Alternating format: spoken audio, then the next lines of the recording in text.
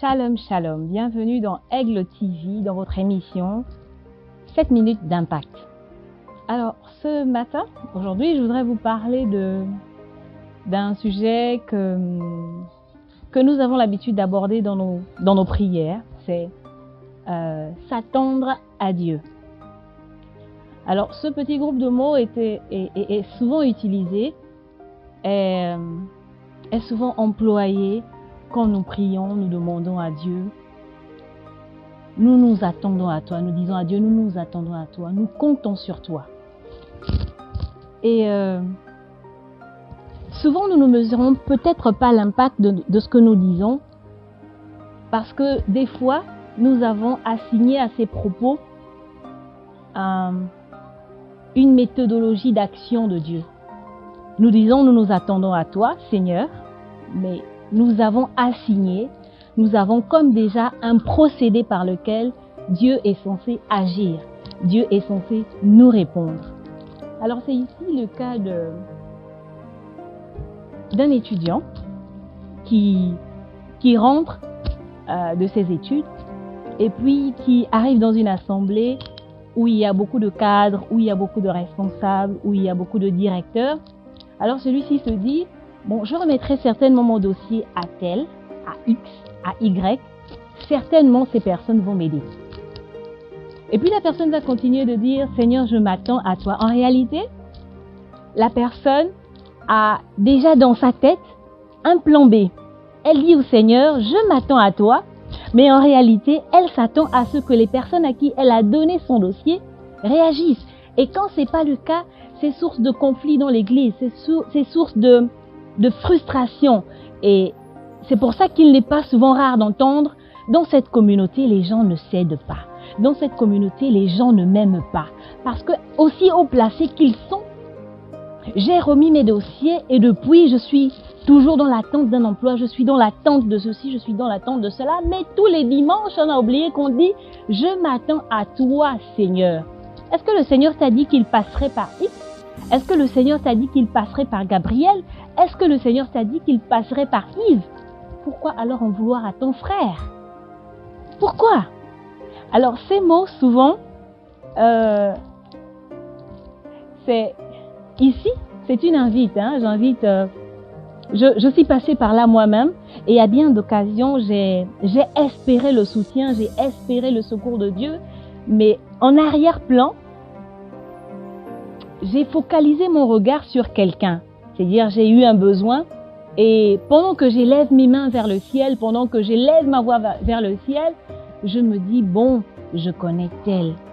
Même dans le cadre de mon ministère, souvent j'ai soupiré après l'aide de X ou de Y, mais cette aide n'est pas venue parce que ce n'est pas le chemin que Dieu a prévu pour moi, ce n'est pas le procédé par lequel Dieu veut que je fasse, c'est pas le procédé que Dieu veut que j'utilise.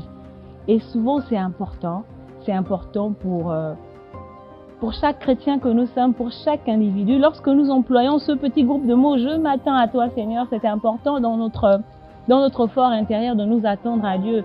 C'est ici l'histoire de Élie qui se retrouve dans le désert après avoir terrassé les prophètes de Baal et qui se retrouve dans le désert à la merci de la famine, à la merci de la disette, où il n'avait plus aucun secours, il regardait autour de lui et il s'assit.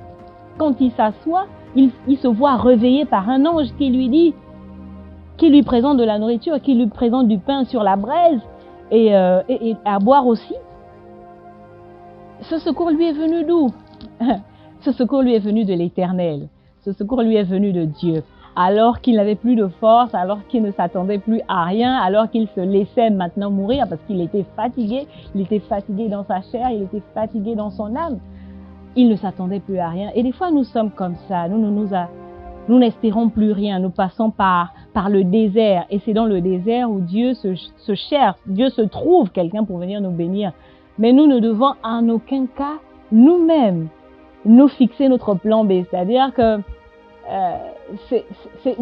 c'est humain, c'est charnel, parce que voilà, notre chair réagit, parce que notre chair observe, nos yeux observent, et puis on voit qui pourrait nous être d'une utilité ou pas, mais c'est pas forcément nos voix qui sont empruntés par Dieu. Dieu n'emprunte pas les voies des hommes.